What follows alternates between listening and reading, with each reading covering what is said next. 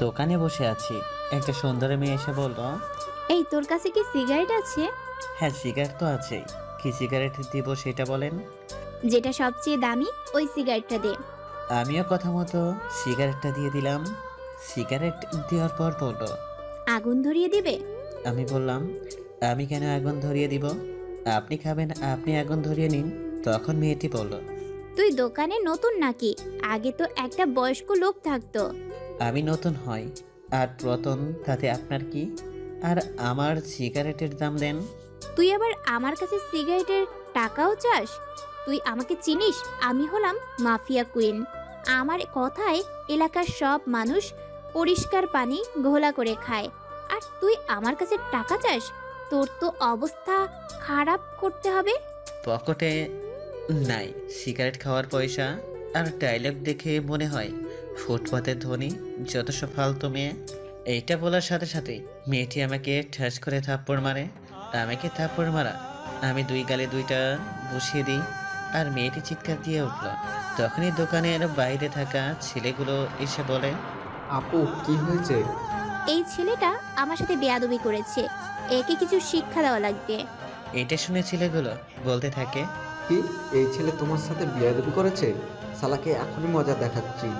এইটা বলে যখনই ছেলেগুলো আমাকে ধরতে আসবে, তখনই বাবা এসে বলল, কি হয়েছে? তোমার ছেলে আমার সাথে বেয়াদবি করেছে, আর এর জন্য তোমার ছেলেকে শাস্তি দিব। ও এখানে থাকে না, 2 দিন থেকে এসেছে। আপনাকে হয়তো চেনে না। আর ভুল করলে আমি ওর হয়ে ক্ষমা চাচ্ছি, তাও ওকে ছেড়ে দিন। ঠিক আছে, তুই ভালো মানুষ বলে তোকে ছেড়ে দিলাম। পরের বার সাবধান করে দিস, তা না হলে পরের বার কিন্তু অনেক পস্তাবে। ঠিক আছে মা, বলে দেবো আমি। বাবা, তুমি ওর সাথে ওভাবে কথা বলছো কেন? আর সিগারেটের টাকাটা দিয়ে যেতে বলো। টাকা আমার কাছে আছে, আমি দিবনি। এত কথা বলো কেন তুমি? আমি কথা বলছি তো, তাই না? মা, তুমি চলে যাও, আমার ছেলের কথা কিছু মনে করবে না। ওর একটু রাগ বেশি তো। পরে মেয়েটিও তার ছেলে পেলে সবাই চলে গেল। তখন বাবা বলল, তুই কি মেয়েটাকে চিনিস না? মেয়েটিকে চিনে আমি কি করব? আর মেয়েটাকে? মেয়েটির নাম হলো সাফায়াতুল আয়াত। অনেক জেদি এবং বদ মেজাজি মেয়ে। তুমি তো মনে হয় শুনছো শুভ মাস্তান এর কথা। ওই হলো শুভ মাস্তানের হবু বউ। সেই জন্য কোনো ছেলে ফেলে তার সাথে লাগতে আসে না, সবাই ভয় পায়। আব্বুর মুখে শুভ মাস্তানের নাম শুনে মনে মনে ভাবতে থাকলাম, মাস্তান হলাম আমি, আর আমি জানি না আমার হবু বউ ও আছে। আমি বাবাকে জিজ্ঞেস করলাম, বাবা, শুভ মাস্তান থাকে কোথায়? তুই যেখান থেকে লেখাপড়া করিস কুড়িগ্রামেই থাকে। তুই চিনিস নাকি? অনেক খারাপ লোক, বুঝেছিস? তবে শুনছি গরিবদের কখনো কষ্ট দেয় না, বরং সাহায্য করে। শুধু ধনী আর অবৈধ ব্যবসা যারা করে তাদেরকে খুন করে। আমি চিনব কি করে বলো?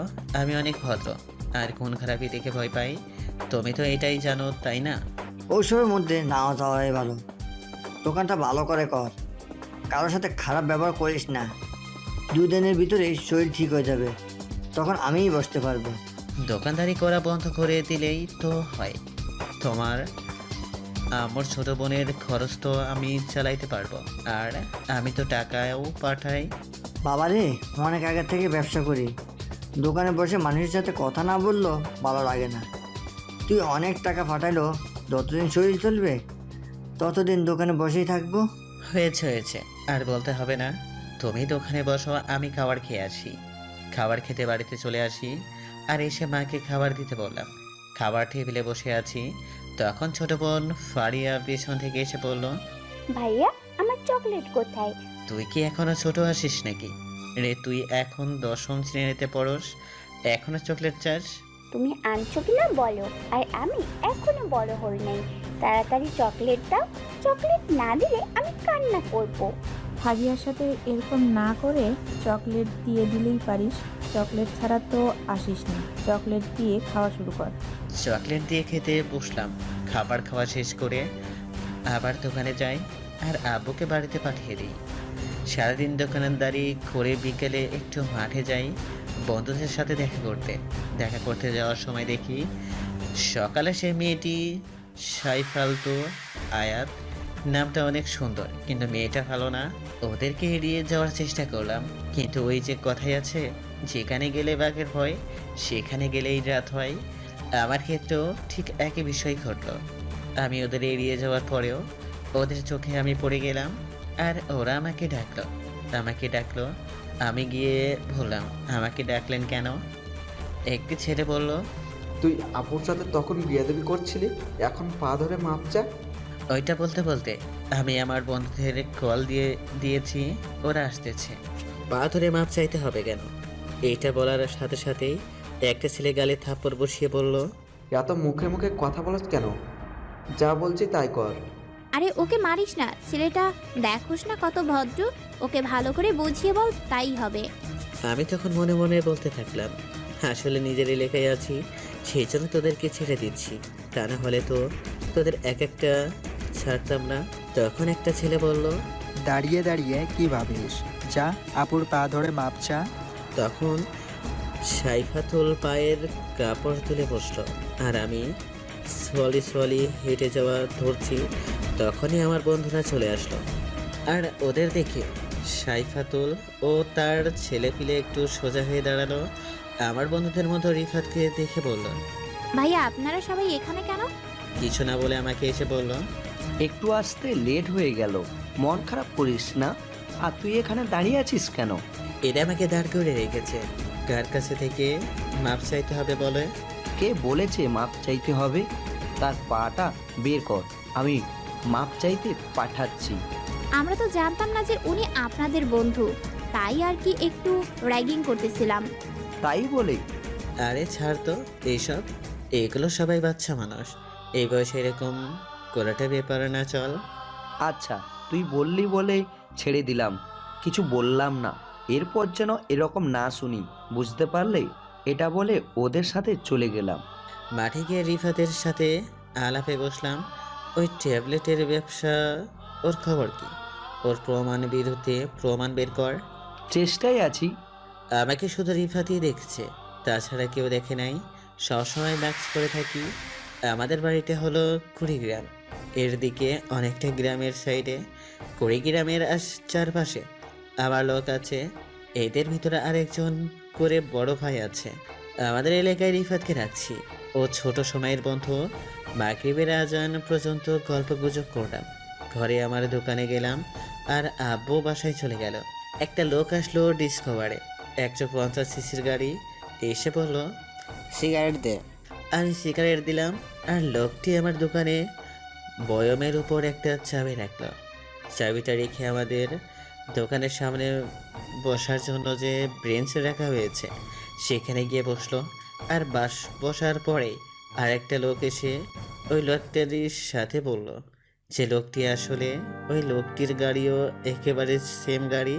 আমি লক্ষ্য করে দেখলাম, পরের লোকটি একটি চাবি দিল আগের লোকটি, আর চাবিটা নিয়ে ওই লোকটা যে লোকটির পরে আর আসলো তার গাড়ি নিয়ে চলে গেল। ওই লোকটি চলে যাওয়ার পর পরের লোকটি আমার দোকানে একটা সিগারেট নিল, আর আমার বয়মের ওপর রাখা চাবিটা নিয়ে চলে গেল।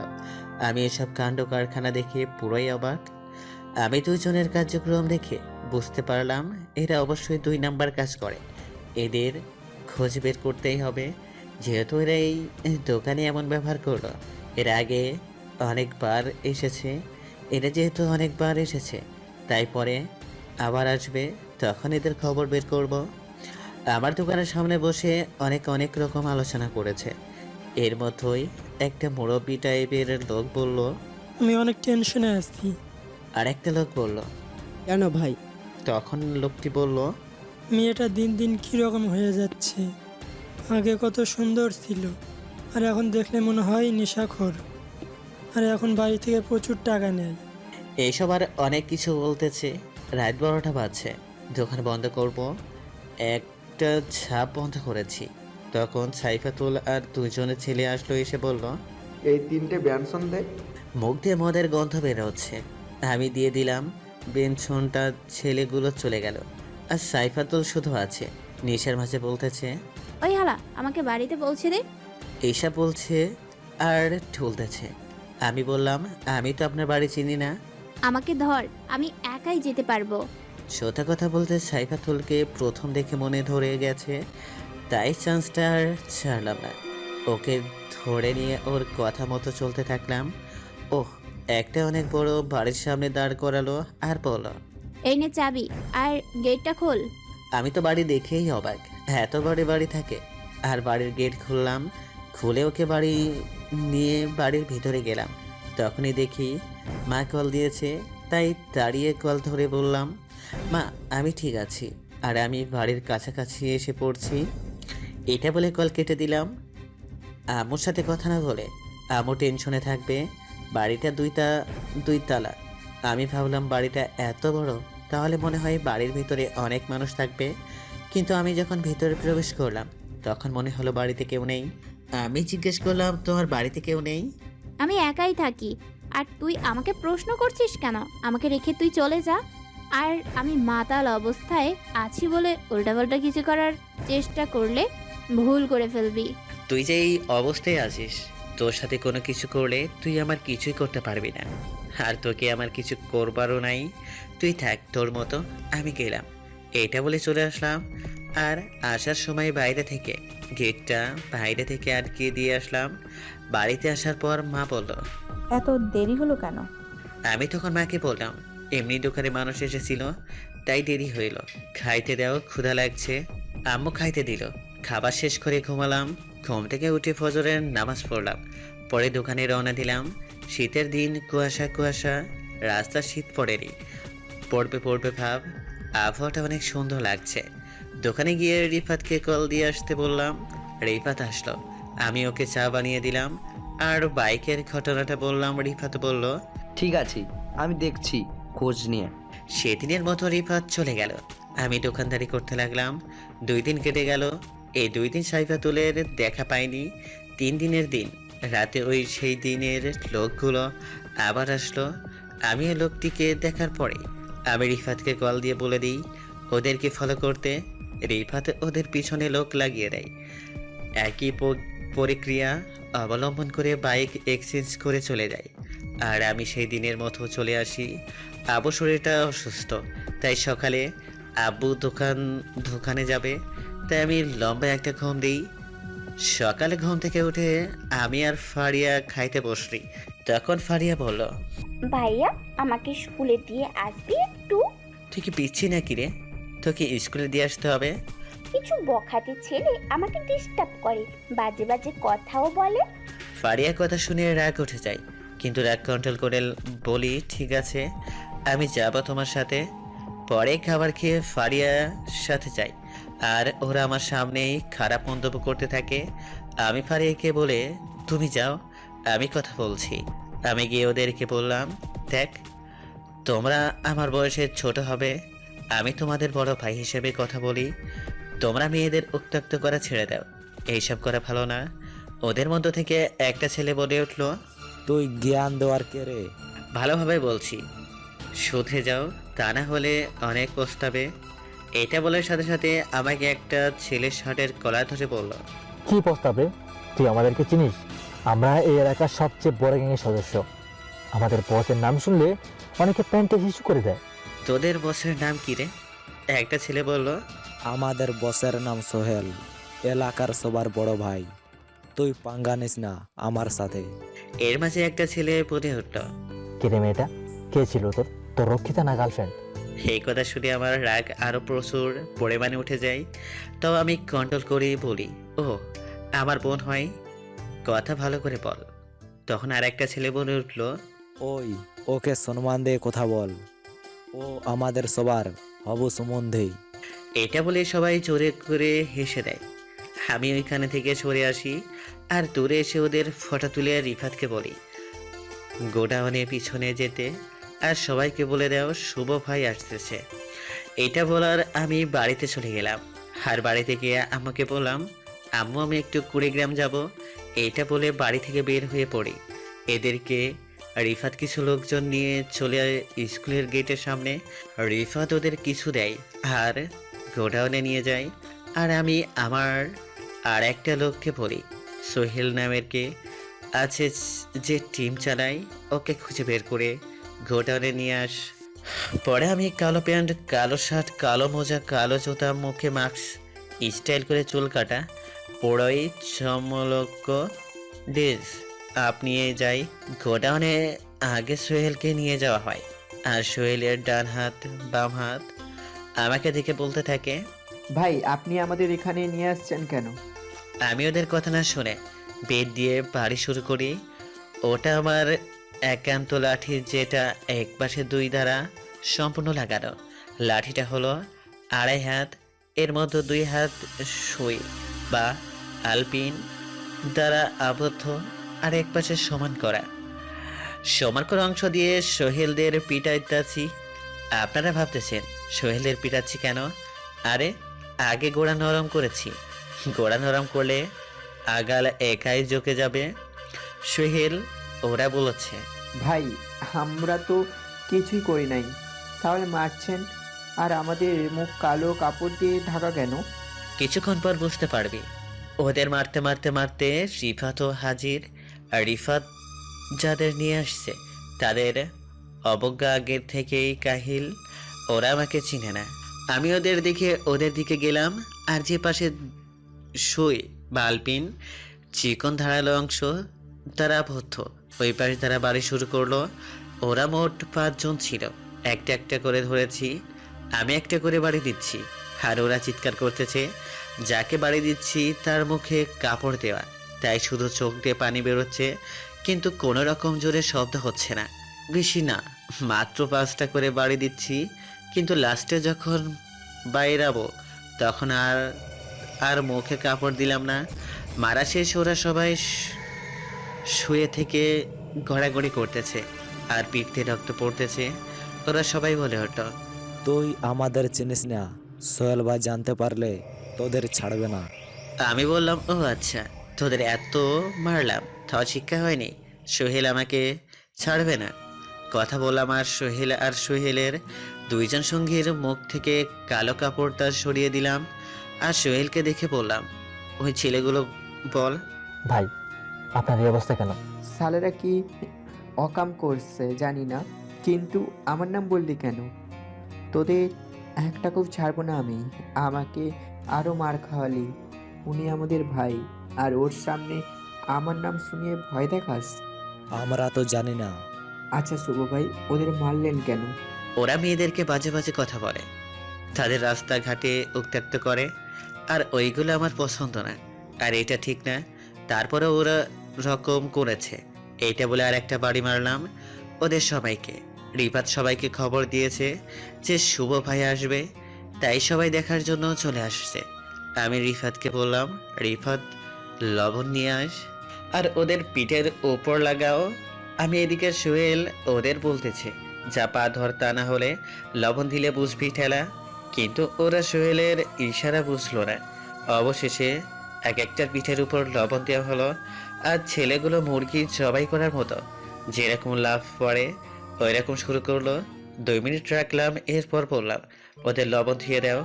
এটা শুনে একটু চিল্লাচিল্লি কমালো। ওদের লবণ ধোয়ার জন্য যে গরম পানি ঢালা হবে এইটা হয়তো জানা ছিল না ওদের। গরম পানি দেওয়ার সাথে সাথে আর চিৎকারের পরিমাণটা বেড়ে গেল। অবশেষে কষ্ট সহ্য করতে না পেরে সব জ্ঞান হারা হয়ে পড়লো। আমি সোহেলকে বললাম, যা এবার এদের চিকিৎসা কর, আর এদেরকে বলে দিও ভালো করে, আবার যদি আমি জানতে পারি তোমার লোক মেয়েদের সাথে খারাপ আচরণ করে তাহলে ওদের জায়গায় তুমি থাকবে। ঠিক আছে ভাই। এটা বলে সোহেল চলে গেল। আর যাওয়ার আমি কিছু টাকা দিলাম চিকিৎসা বাবদ। ওদের মারার কারণে মনেই নেই যে আর লোক আছে। পুরো গোডাউন বোঝাই মানুষ, সব এলাকার লোক আছে। আমার জন্য একটা চেয়ার আছে, আমি ওখানে বসলাম, আর আমার পাশে রিফাত বসলো। আমি চেয়ারে বসে সবাইকে দেখতেছি। দেখি ওদের মধ্যেই সাইফাতুলও আছে, অনেক সেজে গুজে এসেছে, আর 4-5 জন মেয়ে আছে, কিন্তু সাইফাতুলকে সুন্দর বেশি লাগতেছে। সাইফাতুলকে দেখেছি। রিফাত কানের কাছে এসে বলল, কম করে দেখ। আমি এর কথা শুনে হুঁশে ফিরে সবার উদ্দেশ্যে বললাম, তোমরা জানো আমি কিছুদিনের জন্য আন্ডারগ্রাউন্ডের গ্রুপ আছি, আর আজকে দেখলেই তা শাস্তির কথা। তোমাদের টিমের যদি কেউ কোনোদিন কোনো রকম মেয়েদের সাথে খারাপ ব্যবহার উত্তপ্ত করো আর আমি যদি জানতে পারি, তাহলে তাদের শাস্তির থেকে কষ্টদায়ক হবে। আবার ভেবো না আন্ডারগ্রাউন্ডের গ্রুপ আছে বলে কিছু জানতে পারবো না। আমি কিন্তু সবই জানতে পারি। এটা বলে রিফাতকে আস্তে করে বললাম, মেয়েটিকে একটু সাহায্য করি। তুই সব্বার ভাই, তোর যা ভালো মনে হয় তাই কর। মজা শেষ বেটা। আমি সবার মাঝখান থেকে বললাম, ওই সাদা শার্ট শুনে যাও। তখন সাইফাতুল বলল, জি আমি। হ্যাঁ তুমি। সাইফাতুল আসলো আর বলল, আমাকে ডাকলেন কেন? তোমার সাথে প্রেমের কথা বলবো, সেই জন্য ডাকলাম। ও মা, সত্যি? হ্যাঁ গো হ্যাঁ। আমি তোমার সম্পর্কে অনেক কিছু শুনলাম। তুমি তো অনেক খারাপ এর দিকে যাচ্ছ। তুমি সবার সাথে খারাপ ব্যবহার করো, দোকানদার থেকে খরচ নিয়ে টাকা দাও না, যার তার সাথে খারাপ ব্যবহার করো। এইসব যদি আরও শুনি তাহলে লবণের পানিতে গোসল করার বুঝতে পারবে। বুঝতে পারছি। আর একটা কথা ছিল, তোমাকে না এই ড্রেসে অনেক সুন্দর লাগছে। আমার কানের কাছে মুখ নিয়ে এসে বলল, আই লাভ ইউ। এটা বলে চলে গেল। আমি এটাই গুরুত্ব না দিয়ে সবার উদ্দেশ্য বললাম, তোমরা সবাই ভালো করে থেকো, সামনে কিন্তু অনেক বড় কিছু হতে পারে। সবাই বলল, ঠিক আছে ভাই, আর আপনার সাথে একটা করে সেলফি তুলতে চাই। তোমরা এখানে অনেক লোক, আর সেলফি তুলতে গেলে অনেক সময় লাগবে। ওদের মধ্য থেকে একজন বলে উঠল, ভাইয়া আপনাকে দেখতে চাই। আমি বললাম, ভাইয়া আমি একদিন আনুষ্ঠানিকভাবে সবার সামনে আসব, তখন দেখবে। এটা বলে সবার কাছ থেকে বিদায় নিলাম। আর আমি যখন বের হয়ে গাড়িতে উঠব, তখন সাইফাতুল আমার কাছে এসে বলল, তোমার নাম্বারটা দাও। কি করবে? প্রেম করব। আসলে আমি তোমাকে অনেক ভালোবাসি, তাই আর কি প্রেম করার জন্য তোমার সাথে কথা বলতে চাই এবং ভালোবাসতে চাই। ভালোবাসো আর আমাকে না দেখেই আমার মুখের আড়াল যে মুখটি আছে সেটা যদি বিকৃত থাকে তখন কি করবে? তবুও ভালোবাসবো। এখন নাম্বারটা দেন। আমি ফোন ব্যবহার করি না। তখনই আমার ফোনটা ভেজে উঠল। আমি পকেট থেকে আইফোনটা বের করলাম, কথা বলতে বলতে গাড়িতে উঠলাম আর রিফাত সাইফাতুলকে বললাম, ভাই কথা বলবেন না, তুমি এখন যাও। আর সাইফাতুল মনে মনে বলল, এত দামি একটা ফোন পালে আর বলে আমি ফোন পালি না। আমি পার্সোনাল নাম্বার নিয়েই ছাড়বো। এটা বলে সাইফাতুলও চলে গেল। আমি কলে কথা বললাম। আমার দোকানের লোকগুলো এসে গাড়ি এক্সচেঞ্জ করতো তাদের ব্যাপারে খোঁজ পেয়েছে। লোক দুটির নাম জুয়েল ও লিমন। ওরা মূলত ড্রাগস সাপ্লাই দেয়, আর এই ড্রাগসগুলো দেখেই কলেজের ছাত্রছাত্রীদের। এটা শুনে একটা শর্ট খেলাম। লোকটি আর বলল, এদের পিছনে অনেক বড় বড় লোক আছে, এখানে একটা গ্যাং কাজ করে, এই কাজের অনেক বড় নেতা জড়িয়ে আছে। পরে কলটা কেটে দিলাম আর ভাবতে লাগলাম এদেরকে যেভাবে হোক শেষ করতে হবে। তারা কলেজের ছাত্রছাত্রীদের টার্গেট করে, যেটা খুবই খারাপ লাগলো। মনে মনে ভাবতে থাকলাম যেভাবে হোক এদের শেষ করতে হবে। এদের পিছনে কার হাত বেশি খুঁজে বের করা লাগবে, তারপর আক্রমণ করতে হবে। আমি রাত 10টার বাড়িতে যাই। আম্মু বলল, তুই বলে আসবি না, তাহলে এত চলে এলি যে? আমি মাকে বললাম কাজ শেষ হলো, চলে আসলাম। আচ্ছা বস, আমি তোকে খাবার দিচ্ছি। খাবার শেষ করে শুয়ে থাকি, ফেসবুকিং করতেছি। তখন আপু আসলো। আপু এসে বলল, কিরে কখন এলি? আমি আরেকটু আগেই আসলাম। কিছু বলবো নাকি? কালকে ডাক্তার দেখাতে হবে। তোমার কারে কি টাকা আছে? আমার কাছে টাকা ছিল, ওই টাকা দিয়ে দোকানে মাল খরিদ করেছি। আমার মনে ছিল না যে কালকে চেক আপ করতে হবে। আমার কাছে টাকা, কিন্তু বিকাশে কালকে কখন যাবা? অনেক বড় যেতে হবে। ও, আমি টাকা বের করে এনে দিচ্ছি। এইটা বলে টাকা বের করার জন্য দোকানের দিকে রওনা দিলাম।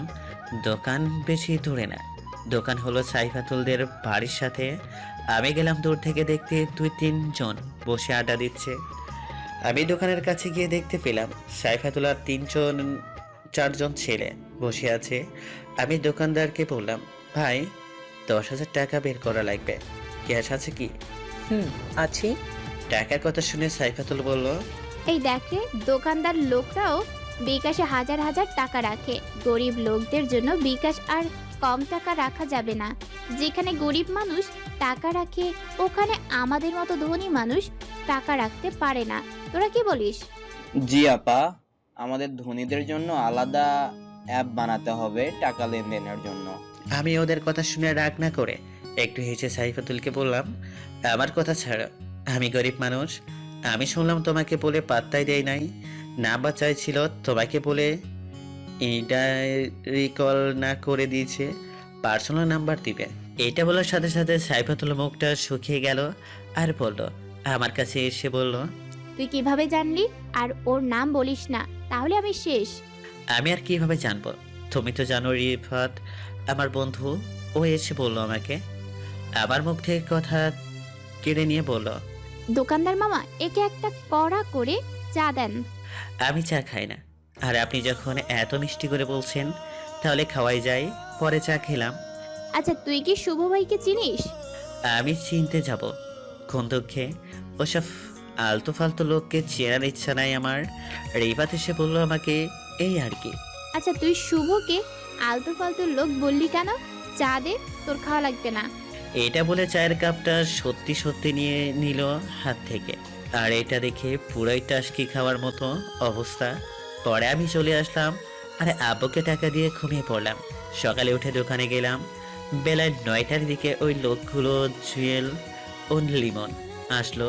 ওদের দেখে লোককে কল করে রাখলাম, আজকে ওদের ধরবো। ওরা চলে যাবে। কিছু দূর যাওয়ার পর ওদেরকে ধরলাম। ওদের গন্তব্য জায়গায় নিয়ে যাওয়া হলো। আমি দোকানে বসে আছি, তখন দেখি সাইফাতুল আসলো। আমি সাইফাতুলকে বললাম, আমার সাহায্য করবেন? আপনি মাফিয়া কুইন, সাহায্যটা করেন।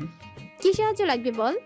আপনি একটু আমার দোকানের ভিতরে এসে দোকানটা দেখেন, আমি একটু বাইরে থেকে আসতেছি। সাইফাতুল ভাব নিয়ে বলল, ঠিক আছে, যা। আমি চলে এলাম দোকান থেকে। আড়াল একজনকে কল দিয়ে বললাম আসতে। ও এসে আমাকে নিয়ে গেল। আমি গুপ্ত জায়গায় গিয়ে ওদেরকে বললাম, ওরা কি মুখ খুললো? মুখ খুলে না তো। ওদের মারা শিখিস নাই? এই দেখ, আমি মারার আগেই ওরা সব কিছু বলে দিবে। আমি গিয়ে হাতে একটা সুই নিলাম আর বললাম, এইসব চক্র কোনো কোনো জায়গায় থেকে চলে বল। মরে গেলেও বলবো না। ওদেরকে অঙ্গকোষ বরাবর সুই বা আলপিন দ্বারা আঘাত করি। জুয়েলকে আঘাত করার পরে লিমন বলে, আমি বলতেছি, এইগুলো মূলত কুড়িগ্রাম হাজি মার্কেট থেকে সাপ্লাই হয়, ওইখান থেকেই আমাদের দেয়। তাছাড়া আমরা কিছুই জানি না। এই বলার পর আমি কুড়িগ্রামে এক ওসির কাছে কল দিই আর ওকে আসতে বলি আমার দোকানে। এটা বলে ওখান থেকে চলে আসি। এদিকে দোকানে মেয়ে মানুষ দেখে ভিড় পড়ে গেছে।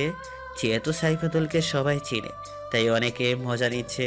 আর এটার কারণে সাইফাতুল প্রচুর রাগে উঠেছে আমার উপর। দোকানে মানুষ আছে, কিন্তু সাইফাতুল কিছু দিতে পারছে না। আমি দোকানে যাওয়ার সাইফাতুলের সামনে কিছু মুরব্বী মানুষ বলল, বউকে দোকানে রাখি, এটা পছন্দ হলো না। তুমি ইয়াং একটা ছেলে, আর যেন তোমার বউকে না দেখি। আর একজন বলল, এত ভালো ছেলের কপালে এত পাজি একটা মেয়ে জুটলো, আল্লাহ রহমত করিও ছেলেটার উপর। এসব কথা শুনে সাইফাতুল সবার সামনে একটা কিছু বলল না, কিন্তু সাইফাতুলের চাহনি দেখে বুঝলাম এ আমাকে একলা পেলে আস্ত খেয়ে ফেলতো। সাইফাতুল চলে গেল। কিছুক্ষণ পর ওসি এসে হাজির। আমি অনেকে চা দিয়ে সব ঘটনা বললাম আর ওদের নিয়ে যেতে বললাম। আর বললাম, এগুলো যেন মিডিয়া জানতে না পারে। মিডিয়া প্রচার করলে সবাই সাবধান হয়ে যাবে। ওই দুজনকে গোপন ভাবে নিয়ে যান। সে বলল, ঠিক আছে, তাই হবে। এটা বলে চলে গেল। আমি দোকানের দিকে মনোযোগ দিলাম। সারাদিন দোকানদারি করলাম আর ভেবে বের করলাম, এদের চক্রের সবাইকে ধরতে হলে আমাকে কুড়িগ্রামে যেতে হবে। বাবাকে আজকে বলা লাগবে। রাতে দোকান বন্ধ করে আসার সময় দোকান বন্ধ করে বাড়ির দিকে আসবো। দোকান বন্ধ করে বাড়ির দিকে রওনা দিচ্ছি। আসতেছি, তখন কে যেন ধাক্কা দিয়ে ফেলে দিল। আমি উঠতে যাব, তখনই আরেকজন এসে আবার ধাক্কা মারলো। আমি না বলতে লাগলাম, কে তোমরা? আর আমার সাথে এরকম করছো কেন? তোমরা কিন্তু ভালো করছো না, এতে তোমাদের পস্তাতে হবে বলে দিলাম। ওদের মধ্যে একজন বলে উঠল, তুই আমাদের চিনে কি করবি? আবার আরেকজন বলল, কথা বলিস কেন? ওকে মারার কথা মারুক। তখনই অন্ধকারের ভিতরে আক্রমণ করলো। আমি সরে গেলাম, যার কারণে আমার কিছুই হলো না। আমাকে তারা চারিদিকে থেকে আক্রমণ করলো। আমি চেষ্টা করছি ওদেরকে তামিল নায়কদের মতো না যে সবাইকে মেরে উড়িয়ে দিব, তাই নায়ক সাজতে গিয়ে মার খেলাম। তারা ওড়াধুরা মারল, আমার শরীরের কিছু অংশ ফেটে গেছে, আমার প্রায় জ্ঞান হারানোর মতো অবস্থা। আমার মুখ দিয়ে রক্ত বেরোতেছে, নাকটা ফেটে গেছে, রক্ত পড়তেছে। তখন কে যেন এসে বলল, তখন আমাকে দোকানদার বানিয়ে মজা নিছিলি, এখন বুঝে নে মজা কেমন। এটা বলে একটা লাথি মারলো পিঠের উপর, আর একটা লোক এসে মাথায় একটা বাড়ি মারলো। এরপর আর আমার মনে নেই। পরে যখন জ্ঞান ফিরলো তখন আমি হসপিটালে নিজেকে আবিষ্কার করলাম, দেখি মা বোন আছে। আমি চোখ খোলার পর আমি শরীর নাড়ানোর চেষ্টা করলাম, কিন্তু পারলাম না। আস্তে আস্তে আম্মুকে ডাক দিলাম, আম্মু চোখ দিয়ে পানি পড়তেছে। আমার ডাক শুনে আমি একটু শান্তি পেল। আমি কতদিন থেকে আছি এখানে? বেশি না, 15 দিনের মতো হলো। আমার সুস্থ হতে কতদিন লাগবে? বেশি না, আর 1 মাসের মতো লাগবে। আমাকে এখানে কে নিয়ে এসেছে নিয়ে? অনেক রাত হয়েছে, তুই বাড়ি ফিরছিস, তোর ফোনে কল দিলাম, তুই ধরিসনি। না পেরে তোর বাবাকে পাঠাই দোকানের দিকে, আর তোর বাবা যখন যায় তখন রাস্তায় তোকে দেখতে পায়। তখন দেখি রিফাত দরজা দিয়ে ঢুকলো। তোর জন্য অনেক টেনশনে ছিলাম। আচ্ছা, তোর অবস্থা কে এরকম করেছে? তুই যদি বুঝে থাকিস তাহলে বল, তারপর দেখ আমি কি করি। আম্মু বাড়িতে রান্না করে নিয়ে আসো, তোমার হাতের খাবার খাই না অনেকদিন হলো। আম্মু আর ফারিয়া চলে গেল। আমি তখন রিফাতকে বসতে বললাম, মেয়ে ছিল রে, ওকে আমি ভালো করে চিনিনি। কে সে? আরে ওই দিন যে মেয়েটা আমাকে প্রপোজ করলো, ওই মেয়েটা। এই যে সাইফাতুল, তুই জেনেও বসে আছিস, আর তো এমন করে মার খাওয়ালো কেন? সব কিছু খুলে বললাম। তখন রিফাত বলল, তাহলে ওকে একটু শায়েস্তা করি। আমি বললাম, আরে বাদ দে, এইসব ছোট ঝামেলায় জড়ানো যাবে না, সামনে অনেক বড় ঝামেলায় পড়তে হবে, অনেক বড় কাজ আছে, আমাকে তো অনেক দিন শুয়ে থাকতে হবে। তাই তোকে একটা কাজ করে দিই, তুই কাজটা কর, আর কাজটা করার সময় অনেক সাবধান থাকতে হবে, তা না হলে কিন্তু ঝামেলা পড়ে যাবি। কি কাজ? অনেক কঠিন কাজ হলে করব না, তুই কর বল। আরে ভাই, কোনোদিন এসব কাজ করে নাই, তোকেই করতে হবে, তোর উপর আমার ভরসা আছে। আচ্ছা বল, কি কাজ? তুই বাড়িতে যাবি এবং তোর মা বাবাকে বলবি 15 দিনের জন্য ঘুরতে যাবি, আর 15 দিনের জন্য কাপড় এবং যা কিছু লাগে সব কিছু নিবি। এরপর সরাসরি সিএনজি নিয়ে কুড়িগ্রাম চলে যাবি, ওখানে আমার লোক থাকবে। আমার লোক তোকে একটা বাড়িতে নিয়ে যাবে, আর ওখানে যাওয়ার পর আমার লোক তোকে সব কিছু ঠিকঠাক করে দিবে। কাজটা কি সেটা তো বল। তোকে 15 দিন এক এলাকায় ভিন্ন জায়গায় ভিন্ন দোকানে বসে থাকতে হবে, এক এক দিন এক এক জায়গায়, আর ওখানের কথা ওখানকার চালচলন সব কিছু রেকর্ড করতে এক পাখি উড়ে গেলেই ওটা নোটিশ করা লাগবে। তুই যদি কাজটি করতে পারোস, আর আমি যদি ওদের ধরে এলাকাটা মাদক মুক্ত করতে পারি, তাহলে তোকে আমি আমার দায়িত্বে দিয়ে দিব। আমার আর এইসব ভালো লাগে না। এটা শুনে রিফাত খুশি হলো। রিফাত চলে গেল। কিছুক্ষণ পর মা এসে গেল, আমি খাবার খাইলাম। 15 দিন পর আমাকে বাড়িতে নিয়ে যাওয়া হলো। এখন আমি সুস্থ হয় নাই, এদিকে সব খবর কালেক্ট করা শেষ। এই মাদকের ব্যবসায়ের পিছনে কুড়িগ্রামের সবচেয়ে বড় ব্যবসায়ী রহিম সাহেব আছে, আর এইগুলো সাপ্লাই ভরঙ্গমারি থানা থেকে জোবায়ের সাহেব, উনিও একজন ব্যবসায়ী। এইসব খবর পেলাম। এখন আমি তাদের মাঝে গেলেই আক্রমণ করা হবে, প্রথমে ধরা হবে ভরঙ্গমারি এর জোবায়ের সাহেবকে। আমার শরীর প্রায় সুস্থ। আমি আম্মুকে বললাম, আম্মু আমি কুড়িগ্রাম চলে যাচ্ছি, আর আমার আসতে দেরি হবে। এর মধ্যে যদি বাবা অসুস্থ হয় তাহলে আমাকে কল করবা, আমি আমার বন্ধুদের পাঠিয়ে দিব, কুড়িগ্রাম চলে যাবা। আচ্ছা বাবা, আর আমরা চেয়েছিলাম তোর জন্য মেয়ে দেখতে, তোর জন্য পাত্রী ঠিক করতে। আচ্ছা দেখতে থাকো, তোমাদের পছন্দ আমারই পছন্দ। কিন্তু আমার ছোট থেকে তুমি আর বাবা আমাকে বড় করেছো, তোমরা আমাকে ভালো জিনিস এনে দিয়েছো, তোমরা যেটা পছন্দ করেছো ওইটাই আমি নিয়েছি। আর আমার থেকে আমার পছন্দ কী রকম হবে এটা ভালো জানা নেই। আমার আর সময় নাই, আমি ফ্রেশ হয়ে বের হব, তুমি খাবার রেডি করো। ফ্রেশ হয়ে খাবার খেয়ে বের হলাম। তো এখনই ফারিয়া এসে বলল, ভাইয়া আসবো কবে? আমি বললাম দেরি হবে, আর ওকে 100 টাকা দিলাম। আর আম্মু এর কাছে থেকে বিদায় নেওয়ার সময় আম্মুকে দিলাম 1000 টাকা। আম্মু নিতে চাইলো না, তবুও দিলাম। সিনজি নিলাম। আমি ওঠার সাথে সাথে দেখি সাইফাতুল উঠলো। আমি দেখেও না দেখার ভান করলাম। কুড়িগ্রাম আমি যাব এটা প্রচার হয়ে গেছে, তাই আমার সব ছেলে পেলে আমাদের একটা নির্দিষ্ট রুম আছে, ওইখানে এসেছে। আমি মনে মনে আইডিয়া করলাম সাইফাতুলও মনে হয় ওইখানে যাইতেছে। আমাকে দেখে সাইফাতুলও বলল, কিরে দোকানদার, তুই তাহলে এখনো বেঁচে আছিস? তোকে মেরে ফেলতে চেয়েছিলাম, কিন্তু কিভাবে ছেড়ে দিলাম। তোকে মারার পরিকল্পনা করেছিলাম ওই দিন, যেদিন তোর জন্য রিফাত ভাইয়া আমাকে বকে সেই দিনই, কিন্তু পরে যা করলি তার জন্য রাগ আরও বেশি উঠেছিল, তাই আর কি হালকা পাতলা কিছু দিলাম। আর আমার দিকে চোখ তুলেও তাকাবি না। আর আমি এখন যেখানে যাচ্ছি ওখানে আমার অনেক ছেলে, যারা আমাকে কুইন বলে ডাকে, কারণ আমি যে শুভের হবু বউ, বলতে পারিস গার্লফ্রেন্ড। কিরে, তুই কি মার খাওয়ার পর বোবা হয়ে গেলি নাকি? আমি এত কথা বলছি আর তুই কিছুই বলছিস না। আমি তোমাকে একটা কথা বলি, তুমি শিক্ষিত মেয়ে। আমি সংক্ষিপ্তভাবে বললে বুঝতে পারবে। একটা প্রবাদ আছে, খালি কলসি বাজে বেশি, তুমি হলে সেই কলসির মতো। আর দ্বিতীয় কথা, এরকম ছেলের মতো চলে তোমাকে কেউ পছন্দ করবে না। এইসব বলার পর সাইফাতুল আমার দিকে রাগে দৃষ্টিতে তাকিয়ে আছে। কিছু বলবে তখনই গন্তব্য স্থানে সিএনজি থেমে আর আমি চলে যাই। এদিকে সাইফাতুল আমার দিকে রাগী দৃষ্টিতে তাকিয়ে থাকে। আমি তাড়াতাড়ি আমার বাসায় যাই, ওইখানে রিফাত আগের থেকেই আছে। আমি পৌঁছানোর পর আমি রেডি হয়ে চলে যাই হল রুমে। গিয়ে দেখি সবাই বসে আছে। আমি লক্ষ্য করলাম সাইফাতুলও আছে। আমি সবাইকে উদ্দেশ্য করে বলতে থাকলাম, আমি কিছুদিনের জন্য ভুরঙ্গমারি যাব, ওখানে আমার কাজ আছে। আর আমি এতদিন ছিলাম না, তবুও সবার খবর জেনেছি। তোমরা এতদিন ভালো ছিলা, আর পরেও যেন ভালো থাকো। তবে আমাদের মেয়ের থেকে ছেলেরা অনেক সুন্দর। আমার গ্রুপে মেয়ে আছে 60 জন। এদের মতো একটা মেয়ের ব্যাপারে আমি শুনেছি যে কিনা অনেক খারাপ। একটা মেয়ে যে কিনা বিনা কারণে একটি ছেলেকে মেরেছে। তোমরা কে এমন করেছো আমি জানি, তুমি নিজের ইচ্ছায় বেরিয়ে আসো। আমি নাম ধরে ডাকলে কিন্তু শাস্তির পরিমাণ বেড়ে যাবে, বলে দিলাম। তখন দেখি সাইফাতুল আসতে বেরিয়ে আসতেছে, মাথা নিচু করে আসলো আমার সামনে। আমি সাইফাতুলকে বললাম, তুমি হয়তো আমাকে চিনো না, আমি সব খবরই রাখি।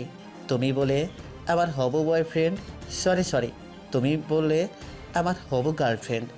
না মানে আমি এটা বলার সাথে সাথে আমি ঠাস করে একটা চড় মেরে বললাম, তোমার তো সাহস তো কম না, তুমি আমার সম্পর্কে উল্টাপাল্টা কথা বলো। আসলে হয়েছে কি, আমি মেয়েদের গায়ে হাত তুলি না। এটা বলে আর একটা দিলাম বচিয়ে। সুন্দর চেহারা থাপ্পড় তো জোরেই মেরেছি, 5টা আঙ্গুল দেখা যাচ্ছে আর লাল টকটক হয়ে গেছে। সাইফাতুলের চোখে পানি।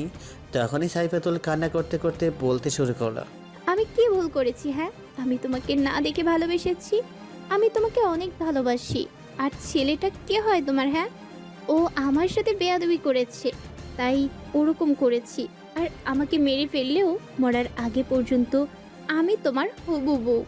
আমাকে ইমোশনালি কথা বলে লাভ নাই। এটা বলে কানের কাছে মুখ নিয়ে বললাম, তুমি যদি আমাকে সত্যিই ভালোবাসো তাহলে আমার দল থেকে নাম কেটে নিবে আর সরাসরি বাড়িতে গিয়ে সুন্দর করে থাকবে। কোনো ছেলের সাথে মিশবে না আর কারোর সাথে খারাপ ব্যবহার করবে না। আর এখন থেকে শাড়ি পরবে আর সব রকমের রান্না শিখবে। যদি করতে পারো তাহলে আমি তোমাকে বিয়ে করব। ঠিক আছে। এটা বলে চলে গেল।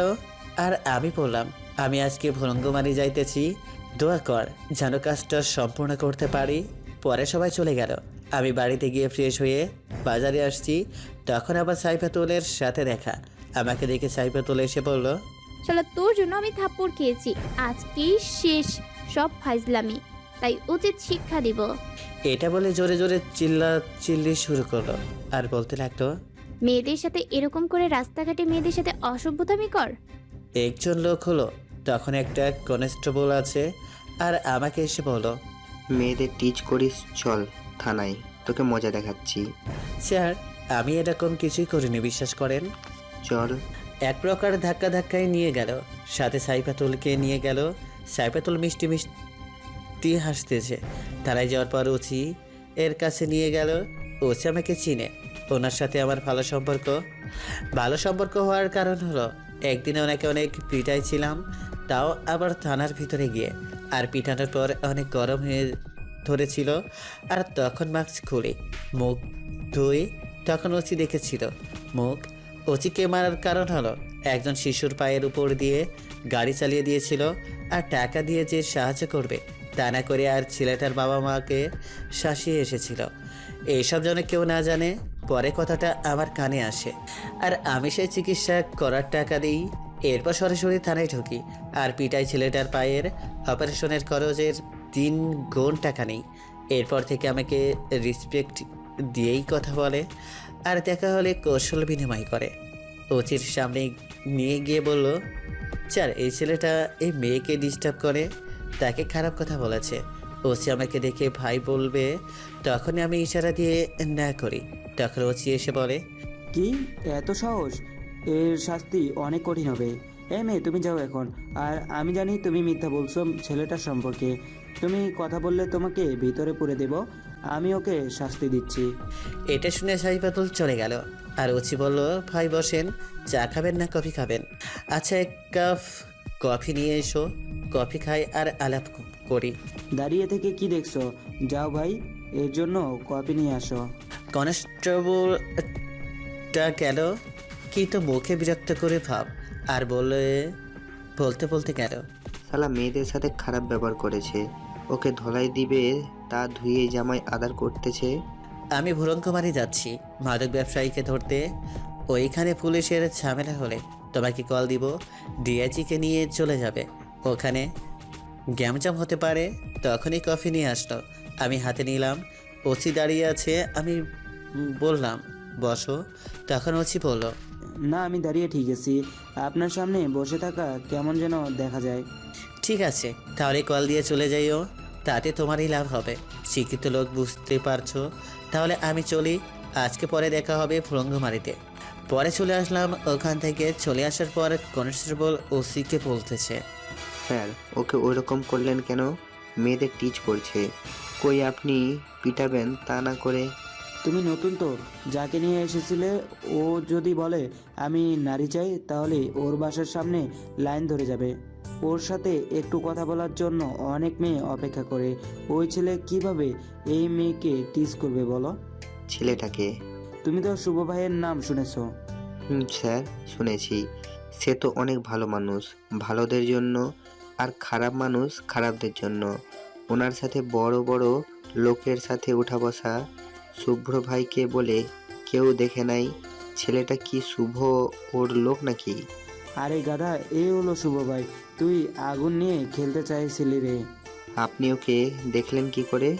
একদিন এই থানার ভিতরে এসে আমাকে পিটাতে পিটাতে ঘেমে গিয়েছিল, তখন আমার সামনে মুখোশ খুলে মুখ ধুয়েছিল, আর ওভাবে দেখি। আপনাকে মারলো, কেউ কিছু বললো না?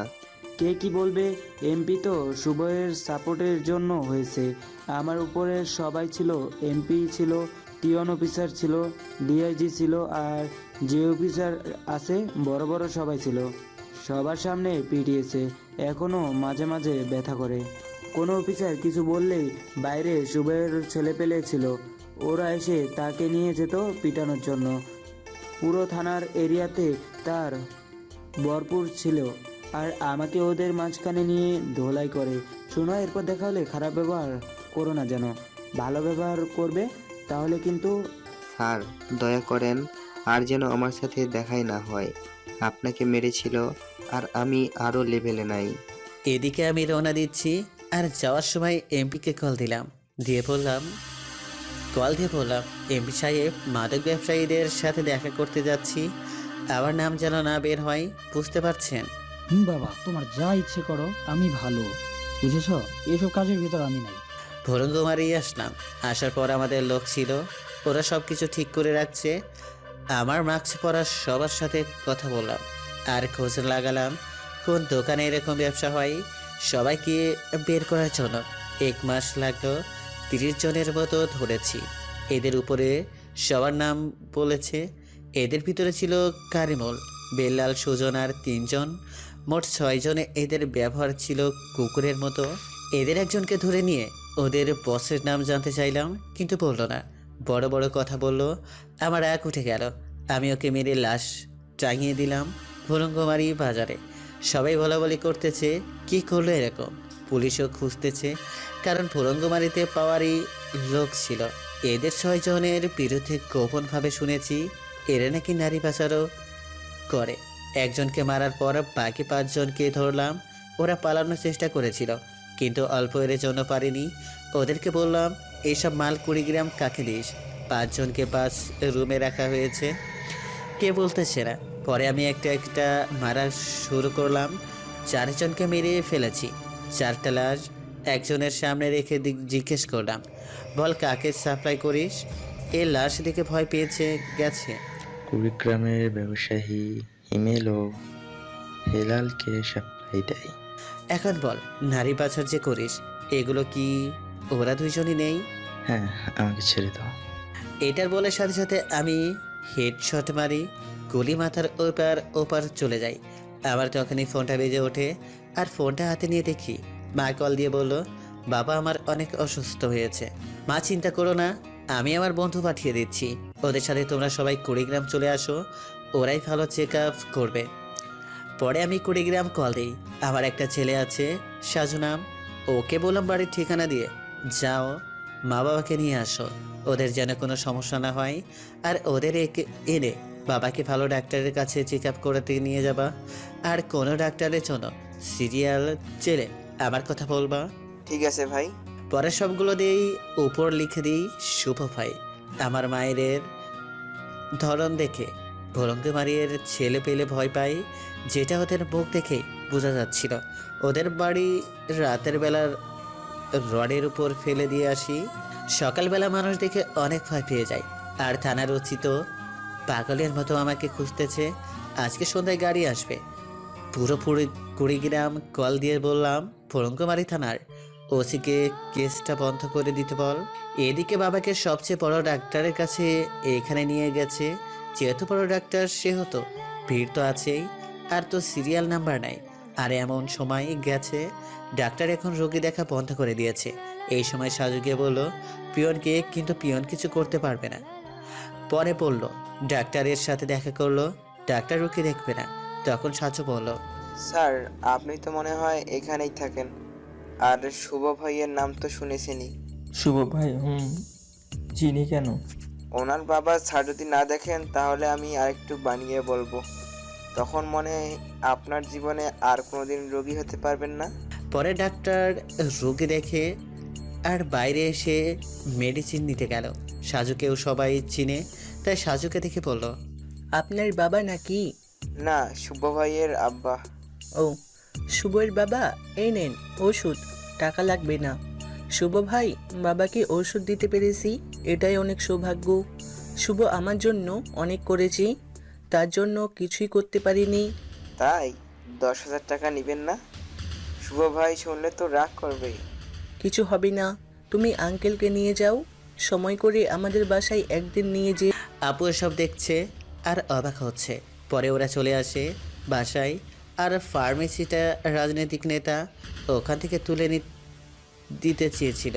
পরে আমার কাছে আসে, তখন আমি ওকে কাজ করে দিই। এরপর আর কেউ ফার্মেসি তুলে দেওয়ার সাহস করেনি। সন্ধ্যা রওনা দিলাম বাড়ির দিকে। ভুলঙ্গমারি এর ছেলে পেলেদের কাছ থেকে কুড়িগ্রাম এসে বাড়িতে গেলাম। গিয়ে দেখি সবাই সবার সাথে গল্প করতেছে। আমাকে দেখে মা বাবা ফারিয়া খুশি হয়ে গেল। আমি ওদের সাথে কথা বলে ফ্রেশ হতে গেলাম। ফ্রেশ হয়ে এসে খাবার খেলাম। খাবার খেয়ে ঘরে গেলাম আর শুয়ে থেকে ভাবতে লাগলাম এদের কীভাবে মারব। এদেরকে মারলে তো অনেক ঝামেলা হবে। পরের দিন হিমেল ও হেলালের সাথে দেখা করতে গেলাম। আমি যাওয়ার পর আমার সাথে মোটামুটি ভালো ব্যবহার করলো, কিন্তু তাদের মনে মনে শুধু আমাকে মারার চিন্তা ভাবনা। আমি চলে আসার সময় বলে আসলাম, ভালোভাবে থেকো, আবার দেখা হলে তোমরা বাঁচবে, তা না হলে আমি বাঁচব। এটা বলে চলে আসলাম। গাড়িতে বসে আছি, তখন একটা অচেনা নাম্বারে কল আসলো। আমি কলটা রিসিভ করতে মিষ্টি একটা কণ্ঠ ভেসে আসলো। আমি কলটা রিসিভ করলাম। করার পর দেখি ফোনে ওই পাশ থেকে মিষ্টি একটা কণ্ঠ ভেসে আসতেছে। কণ্ঠ শুনে বুঝতে পারলাম এটা সাইফাতুল। আমি তোমার কথা মতো ঠিক হয়ে গেছি, তুমি আমার বাসায় আসো। আমি আপনাকে চিনতে পারলাম না। আর বাড়িতে যেতে বলেছেন কেন? আর আমি সাইফাতুল, তোমার হবু বউ। ও আচ্ছা, চিনতে পেরেছি। আচ্ছা, তোমার বাড়িতে যেতে বলছো? আসুন, আমি তোমাকে আমার পরিবর্তন দেখাবো। আর আমি রান্না করতে শিখে গেছি, আমার হাতের রান্না খাওয়াবো তোমাকে। ঠিক আছে, এখনই যাচ্ছি। আমরা 5 জন আছি, 5 জনের রান্না করো। আমার আর সাথে রিফাতও আছে। পরে রওনা দিলাম। সাইফাতুলদের বাড়িতে গেলাম। সাইফাতুলকে কল দিলাম, দেওয়ার সাথে সাথে সাইফাতুল গেট খুলে দিল। আমরা ভিতরে প্রবেশ করলাম। করার বাড়ির ভিতরে গেলাম। রান্না করা শেষ হয় নাই। সাইফাতুলকে শাড়ি পরে অনেক সুন্দর লাগতেছে। মনে হইতেছে পিছন থেকে জড়িয়ে ধরে থাকি আর সাইফাতুল রান্না করুক। রান্না হয়ে গেছে, আমরা সবাই বসে আছি। সাইফাতুল দেখবে আমাকে, সেই জন্য ওর মনে অনেক খুশি। আমার তো ঝামেলা হয়ে গেল। আমি তো মুখোশ খুলব না। মুখোশ না খুলে ভাত খাবো কি করে? আমি তো ওখানে সাইফাতুলকে বললাম, আচ্ছা তোমার বেডরুম কোথায়? ওইদিকে কেন? ওর বেডরুম দেখে খাবার প্লেট আর পানি নিয়ে চলে গেলাম ওর রুমে। আর ওর রুমে গিয়ে খাবার খাওয়া শুরু করলাম। আর বাইরের রিফাত বাদে সবাই অবাক, কারণ শুধু রিফাত আমার ফেস দেখেছে, তাছাড়া কেউ দেখে নাই। সবাই হাঁ করে সাইফাতুলের দরজার দিকে তাকিয়ে আছে। অবশেষে তারাও খাওয়া শুরু করলো। খাবার খাওয়া শেষ করে বের হলাম। এসে দেখি সবারই খাওয়া শেষ, কিন্তু সাইফাতুল খায়নি। আমি সাইফাতুলকে বললাম, আরে তুমি খাইছো? না, আমি তোমার সাথে খাইতে চাইলাম, আর তুমি তো লুকিয়ে খেলে। আচ্ছা, এখন বসে থাকি, তুমি খাও। ভাইয়ারা, আপনারা আমার রুমে গিয়ে রেস্ট নেন, আমি একাই থাকি এত বড় বাড়িতে। আপনারা বাড়িটা দেখেন। সাইফাতুল কি বুঝতেছে চাইছে তো তার রিফাতও আরও 3 জন বুঝতে পারছে। রিফাত যাওয়ার আগে বলে গেল, চল ভাই, কাবাব মে হাড্ডি হওয়া যাবে না। আমি সাইফাতুলের পাশে বসলাম। আর সাইফাতুল খাবে দেখি চামচ নিতেছে। আমি গিয়ে জিজ্ঞেস করলাম, হাত রেখে চামচ দিয়ে খাবে কেন? হাতে একটু সমস্যা হয়েছে, তাই খেতে পারবো না। দেখি কি সমস্যা। সাইফাতুলের অবস্থা খুব খারাপ, হাত গরম পানিতে পুড়ে গেছে। আমি দেখে বললাম, এরকম কবে হয়েছে? আজকে হয়েছে, তুমি যখন বললে আসবে তখন তাড়াহুড়ো করে রান্না করতে গিয়ে এরকম হয়েছে, তাই চামচ দিয়ে খেতে হবে। আচ্ছা ঠিক আছে, তোমার কষ্ট করে খেতে হবে না, দেও আমি খাইয়ে দিচ্ছি। সত্যি আমাকে খাওয়াইয়ে দিবে? পরে খাইয়ে দিলাম। খাইয়ে দেওয়ার সময় অন্যরকম ফিলিংস হচ্ছিল, যেটা হয়তো বলে প্রকাশ করতে পারবো না। এমনভাবে বলেছি মনে হয় আমি খাইয়ে দিচ্ছি। ওয়েট, আমি তো এখনও কাউকে খাওয়াইয়ে দিতে পারলাম না। ও মনে নেই, কাকে খাওয়াবো? আমার তো গার্লফ্রেন্ডও নাই। সাইফাতুলকে খাওয়ানোর সময় অনুভূতিটা ছিল আমার জীবনের সবচেয়ে রোমান্টিক মুহূর্ত। খাবার খাওয়া শেষ, এখন বিদায় পালা, আমি চলে আসব। তখন মনে পড়লো হাতের কথা। আমি সাইফাতুলকে বললাম, আচ্ছা তুমি বাসায় কোথায় থাকো? তাহলে রান্না বান্না করে খাওয়াবে কে? চলো আমার সাথে। আমার এক ফ্রেন্ড আছে, ওর বাসায় ওর মা বাবা বোন থাকে, ওদের সাথে থাকবে। সাইফাতুল আর কোনো কথা না বলে বের হয়ে এলো। খয়েরি রঙের শাড়ি পরেছে, ওই শাড়িতে ওকে খয়েরি পরের মতো লাগছিল। সাইফাতুল গাড়িতে বসলো। আচ্ছা, তোমার বন্ধুর মা বাবা থাকে, তোমার বন্ধু থাকে না? আর বলো না, বন্ধুটা সহজ সরল ছেলে। সেদিন মিটিংয়ের সময় কোনো ফালতু মেয়ে বলে মিথ্যা বলে পুলিশের কাছে দিয়েছে। আর আমার কাছে খবর আসতে আসতে শুনলাম কোর্টে চালান দিয়ে দিয়েছে। পরে কমিয়ে 2 মাসের জেল হয়েছে। ও আসুক, তারপর মেয়েটাকে খুঁজে বের করে এমন কষ্টটা দিব যেটা কখনো ভুলতে পারবো না।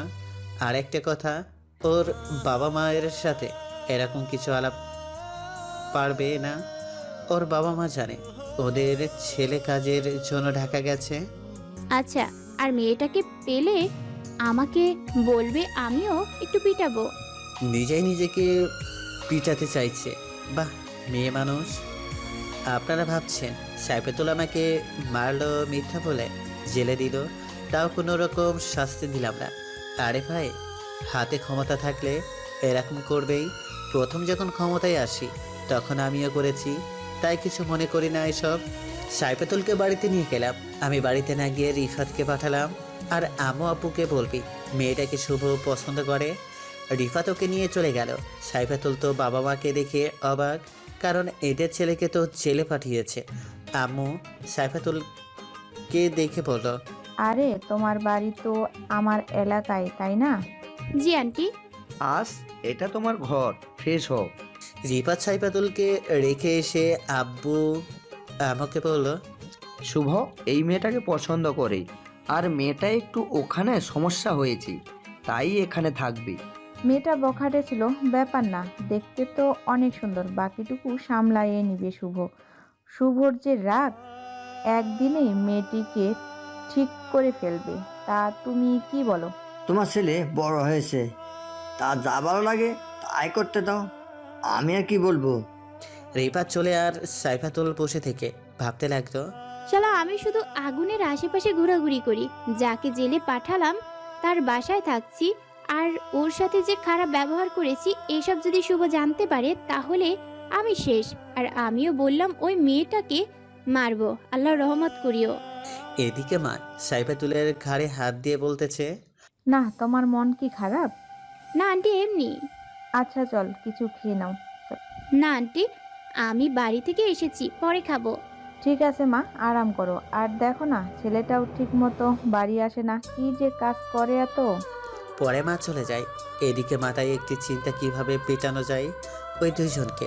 হঠাৎ করে একদিন সুযোগটা এলো, দেখতে পেলাম ইমেল রাত 2টার সময় রক্ষিতা এর ঘর থেকে ফিরছে। এটা অনেক বড় সুযোগ। পরে রাস্তার পাশে গিয়ে গাড়ি থামাতে বললাম, কিন্তু থামালো না। হিমেল হয়তো ড্রাইভারকে বলে দিয়েছে গাড়ি না থামাতে। পরে আমাদের গাড়ি দিয়ে গাড়িটি থামালাম। ও ড্রাইভার বলল, আপনারা কে আর কি চান? আপনারা আমার বসকে চেনেন না? এটার বলার সাথে সাথে গুলি করলাম মাথা বরাবর। এরপর হিমেলকে জাগালাম, আর হিমেল আমাকে দেখে পুরাই চমকে ওঠে আর আমাকে বলতে বলতে থাকে, আমাকে ছেড়ে দে, তোকে টাকায় ভরিয়ে দিব। আরে আমার কি টাকার অভাব নাকি রে? তুই তো অনেক রকমের ব্যবসা, তাই না? তোর যে কয়টা ব্যবসা, ওই কয়ভাবে তোকে মেরে ফেলবো। ওই আমার লাঠিটা দে। পরে আমার সেই বিখ্যাত লাঠিটা দিল। আমি শুধু আন্ডারওয়্যার রেখে সব কাপড় খুলে ফেললাম, আর আমার সেই লাঠিটা দিয়ে সারা শরীরে পিটালাম। সারা শরীরে রক্ত বের হচ্ছে, আর হিমেল অনেক আকতি মিনতি করতেছে। আমি মারলাম আর বললাম, তোকে মাফ করব কিভাবে? তুই তো নারী পাচার করি রে, তুই উঠন্ত ছেলে মেয়েদের জীবন নষ্ট করে দিস। পিটানো শেষ হওয়ার পর হিমেলকে নিয়ে গেল ফুটন্ত লবণ মেশানো পানিতে। পানিতে ছাড়ার পর হিমেল শুধু লাফালাফি শুরু করলো আর বলতে লাগলো, আমাকে বের কর এখান থেকে, আমি আর নিতে পারছি না, আমাকে ছেড়ে দাও। বিশ্বাস করো, আমি এই শহর ছেড়ে চলে যাব। কে শুনে তার কথা? পরে লবণের পানি থেকে বের করে ওকে বলা হলো, লব ধুয়ে দিই, চল ওকে নিয়ে যাই। পরে হিমেলকে ফুরন্ত গরম পানিতে ছেড়ে দেওয়া হলো, আর চোখের সামনে হিমেল মারা গেল। পরে মাথা বরাবরই গুলি করলাম, দেহটাকে কাকতারোয়া এর মতো করে বাঁশের সাথে বাঁধিলাম আর লিখে দিলাম, নারী পাচারকারী, ছেলে মেয়েদের ড্রাগস দিয়ে নষ্ট করে ধর্ষক। এসব লিখে শুভ ভাই সব কিছু লিখে কুড়িগ্রাম হাইওয়ে রোডের টানিয়ে দিয়ে আসলাম। এইসব কাজ করতে প্রায় চকচক হয়ে গেছে। সকালবেলার তাজা খবর, বিশিষ্ট ব্যবসায়ী হিমেল সাহেবকে মেরে ফেলেছে পুলিশ। এসেছে পুলিশ, এসে লাশ নামিয়ে ফেলে তার পরিবারকে দিচ্ছে। থানায় নতুন ওসি এসেছে, সে একেবারে নতুন চ্যাংরা লোক, আমার বয়সী বা একটু বড় হবে। তার রক্ত গরম, সে আমার লোকজনকে ধরে নিয়ে যাচ্ছে। এদিকে হেলাল সাহেবের ঘুম হারামের হয়েছে, তিনি আমাকে প্রোটেকশন নিয়ে রেখেছে, আর আমাকে মারার জন্য লোক সেট করা হয়েছে, তাও আবার দিল্লি থেকে। সার্ফ শুটার বাংলাদেশের ভিতর খুঁজতেছে, কিন্তু কারো সাহস হয়নি আমাকে মারার সুপারি নিবে। ওসি সাহেব থানায় নিয়ে আমার লোকেদের অর্ধেক নির্যাতন করতেছে। আমি কোথায় থাকি এটা জানার জন্য মায়ের আঘাত সে যোগ করতে না পেরে অবশেষে বলে দেয়। পরে ওসি সাহেব আসে আমার আড্ডাতে, আর আমি দেখে তাকে বলতে বলতে থাকি, ওয়েলকাম অফিসার। আমি অনেকদিন ধরে তোমার পথ চেয়ে বসে আছি। তা চা খাবেন না কফি? ওসি এসে আমার কলার ধরে বলল, আমি এখানে চা খেতে আসিনি, তোকে নিয়ে যেতে এসেছি। তোকে তো এমনভাবে মারবো যে তুই তোর নামও মনে রাখতে পারবি না। চল থানায়। কুল ডাউন, এত অস্থির হচ্ছ কেন? আমি চাইতেছি কলারটা ছেড়ে দাও, কিন্তু ওসি কলারটা ছেড়ে আমাকে কলার ধরে নিয়ে যাইতেছে লাগতো। আর যখন ঘর থেকে বের হওয়ার পর দেখি কুড়িগ্রাম সিটির গরিব ভিখারি মধ্যবিত্ত সবাই দাঁড়িয়ে আছে, আমাকে নিয়ে যেতে দিবে না। এত লোক দেখে ওসি আমার কলার ছেড়ে দিল। আমি উপরে হাত তুলে বললাম, আপনারা শান্ত হন, আমি একটু ঘুরতে যাচ্ছি, আমাকে আটকানোর ক্ষমতা কারো নাই, আপনারা যার যার মতো ঘরে চলে যান। পরে সবাই সাইড দিল, আমাকে থানায় নিয়ে যাওয়া হলো। আমি থানায় যাওয়ার আগেই আমার লোক থানায় পৌঁছে গেছে, আমার লোকেরা দাঁড়িয়ে আছে। আমি ওদের দেখে হাত তুললাম, ওরা বুঝতে পারলো কিছুই হবে না। আমাকে থানার ভিতরে নিয়ে যেখানে পিটানো হবে রুমে নিয়ে গেল। আমাকে পিটাবো সেই জন্য শরীরের কাপড় খোলা হলো, শুধুমাত্র আন্ডারওয়্যারটা আর মুখের মাস্ক যখন হাত দিবে তখন এমপি সাহেব, ডিআইজি, মন্ত্রী সাহেব আর যত বড় বড় অফিসার আছে ওরা সবাই এসে পড়েছে। এসে থানার ওসিকে একটা থাপড় মারলো আর বলল, তুমি কাকে থানায় নিয়ে এসেছো জানো? আর কাপড় খুলে কি করছো? শুভ ভাই কাপড়গুলো পরে ফেলো। আবার বলি, শুরু করলাম। তুমি যাকে নিয়ে এসেছো সে যদি একটা ইশারা দেয় থানায় জায়গা চেঞ্জ হয়ে যাবে। যদি চাই থানা এই জায়গা থেকে ওই জায়গায় নিয়ে যেতে পারবে। তোমাকে তো খুঁজে পাওয়া যাবে না। এক থানায় কয়েকজন লোক আছো, তোমাদের তো আটকানো ব্যাপার না। আর ওকে ধরেছো, ও তো আর ভালো মানুষকে মারেনি। শুভর বাবার জন্য এক কাপ চা নিয়ে আসো। তুমি চিন্তা করো না, ও হয়তো তোমাকে চিনতে পারেনি। এর মধ্যে একটা আমার ছেলে ঢুকে বলতেছে, ভাই তুমি শুধু বলো, এখনই বম মেরে উড়িয়ে দেই, থানা আর তোমাকে নিয়ে যাই। আমি কথা বলছি, আমার কথা শোনো, বাইরে গিয়ে বল আমি ঠিক আছি, সবাইকে চলে যেতে বল। গ্যামজাম ভালো লাগতেছে না, প্রচুর মাথা ব্যথা করতেছে।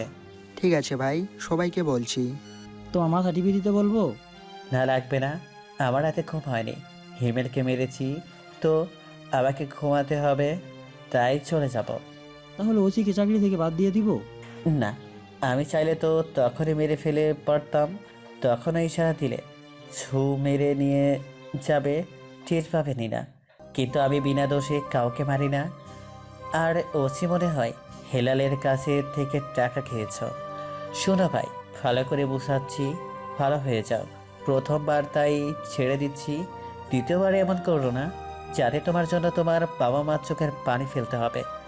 আপনারা একটু বোঝান তাকে, তা না হলে সব কিছু চেঞ্জ করে ফেলবো।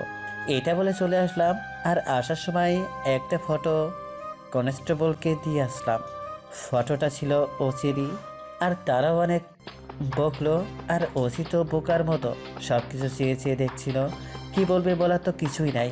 বাইরে আবার গাড়িতে উঠলাম, লোক ছিল, উঠে এসে পড়লাম। ওসি এক কনস্টেবলকে বলল, আমি যে হেলালের কাছে টাকা খাইছি এটা জানলো কেমনে? সে তো সব খবরই জানে। আর আপনাকে ছেড়ে দিলে কি জন্য জানেন স্যার? কিসের জন্য? আপনি নতুন বিয়ে করেছেন, আপনার নতুন বউকে বিধবা বানাতে চাইনি। আপনি যখন থানায় এসেছে তখন খবর নেওয়া শেষ, বাড়ি কই, বাড়ি থেকে কে আসে আর জানতে পারে, কারণ তার লোক সারা বাংলাদেশে ছড়িয়ে রয়েছে। আপনি পুরাই আগুনের ভিতর হাত দিয়েছিলেন। উনি কি ভালো মানুষ?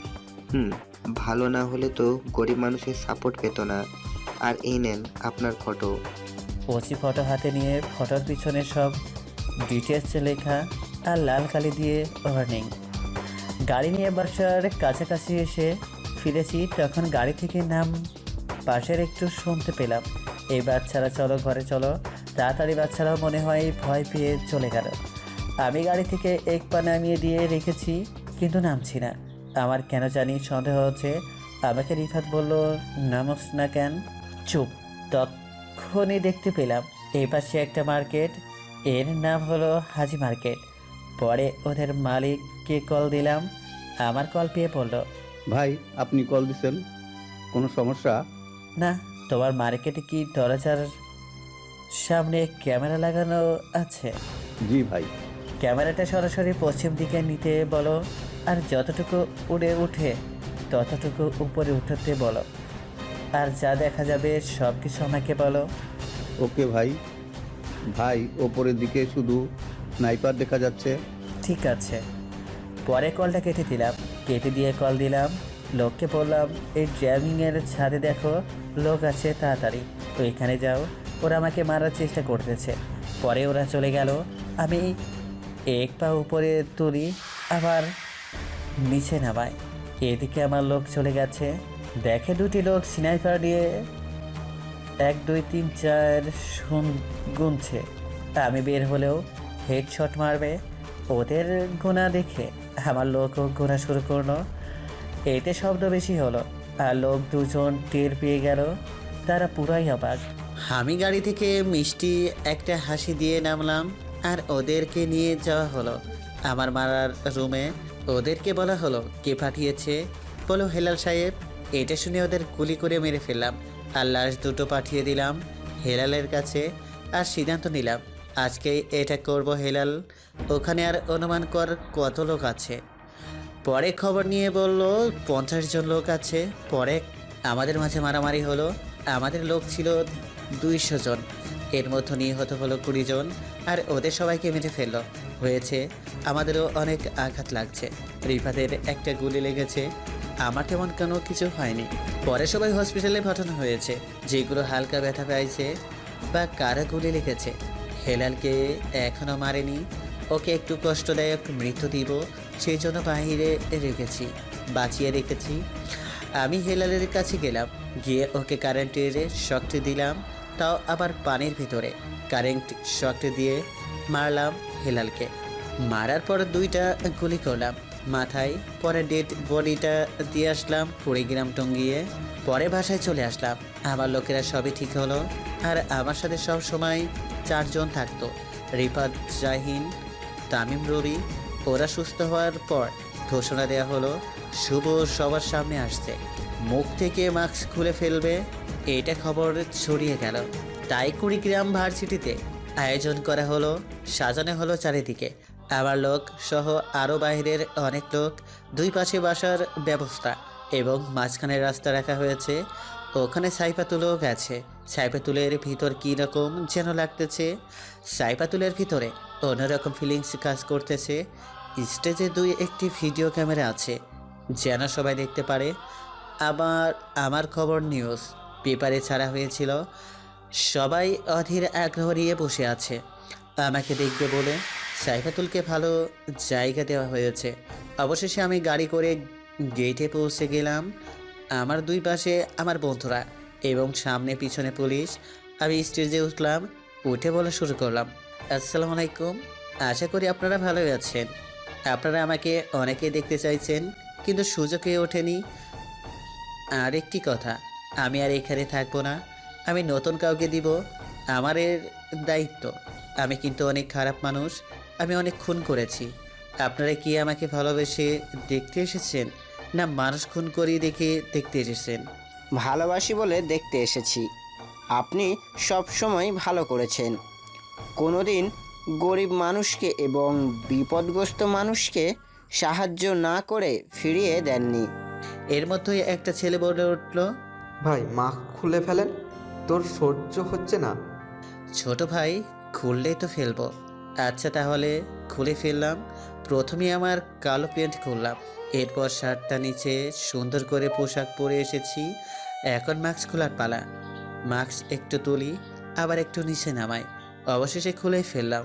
আমাকে দেখে সবারই রিয়াকশন। আমাকে দেখে সাইফাতুল তো আর অবাক। সাইফাতুল ভাবতেছে যাকে দোকানদার বলে ডাকতাম সেই হলো মাফিয়া কিং, আর আমি মাফিয়ার সামনে মাফিয়া কুইন বলে ডাকতাম। সবাইকে বললাম আপনারা চুপ করেন, আমি এই ভাইদেরকে রেখে অবসর নিচ্ছি আর এই ক্ষমতা দিতে চাইতেছি আমার সাথে থাকা আমার 4 বন্ধুকে। আপনাদের সমস্যা হলে আমার এই 4 বন্ধুকে বলবেন, এরা না পারলে আমাকে বলবেন, আমি সব ঠিক করে দিব সব কিছু। পরে এসে পড়তেছি। আমি সাইফাতুলকে ডাক দিলাম, ওর নিচের দিকে মাথা আসলো।